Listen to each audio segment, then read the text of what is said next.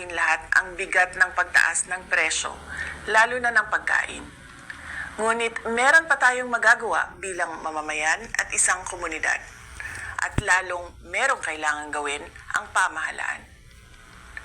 Para sa ating mga lokal na pamahalaan, marami sa mga non-essential na mga aktibidad na gumagamit ng langis ang pwedeng ipagbawal muna, tulad ng parada sa festival.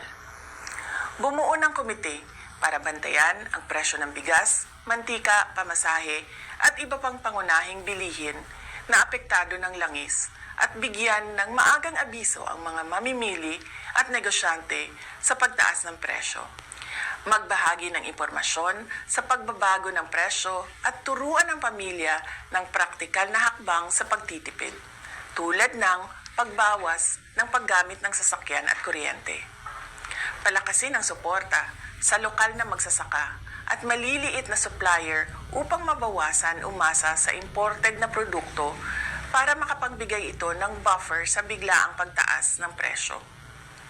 Magpalabas ng mga orders sa pagtitipid sa LGU na susundin ng lahat ng opisina kasama na ng barangay. Bilang individual na mamamayan, ang mga sumusunod ay iilan lamang sa mga pwedeng gawin na makakatulong sa ating pamilya. Bigyang prioridad ang pangunahing bilihin at planuhin ang budget ng pamilya. Bumili muna sa lokal na produkto upang palakasin ang lokal na ekonomiya at mabawasan ang epekto ng pagtaas ng langis.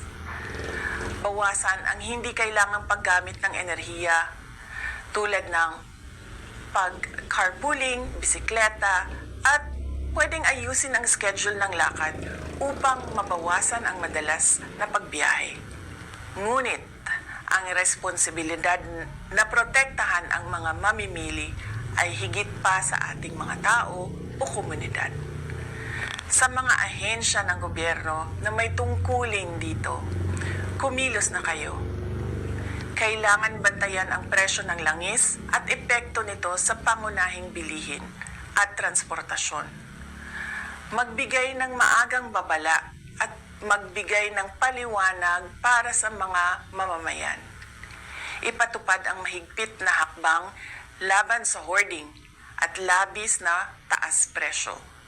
Gawing regular ang inspeksyon at isarado ang mga lalabag na negosyante. Magbigay ng pansamantalang subsidiyo o price caps sa produktong pagkain at isaalang-alang ang targeted cash transfers sa low-income na pamilya. Magbigay ng advisory sa fuel-efficient na distribution ng pagkain at insentibo sa pampublikong transportasyon. Makakahanap tayo ng paraan upang mapagaan ang ating pasanin sa pamamagitan ng pagtutulungan sa komunidad, pagtangkilik sa lokal na produkto, at pagiging maingat sa ating paggastos at paggamit ng enerhiya. Kasabay nito, asahan natin ang aksyon ng gobyerno na protektahan ang bawat pamilyang Pilipino at tiyakin ang patas at matatag na pamilihan. Malalagpasan natin ang pagsubok na ito tulad ng nalagpasan natin ang pandemya. Higit sa lahat, huwag tayo mag-isip na gumawa ng masama sa sarili man o sa ating kapwa-tao.